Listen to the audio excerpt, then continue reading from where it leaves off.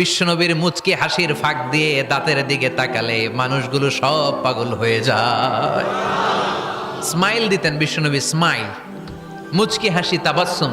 বিশ্বনবীর মুচকি হাসি দেখলে মানুষ পাগল হয়ে যেত, পাগল পাড়া হয়ে যেত।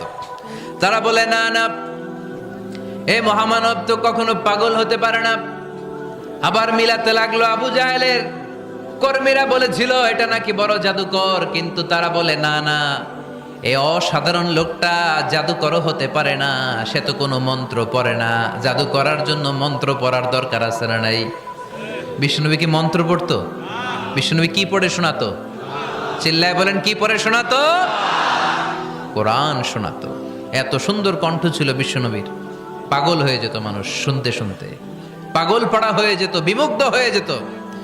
তারা সবাই বলতে আরম্ভ করলো, আবু জাহেল তুমি মিথ্যাবাদী। তবে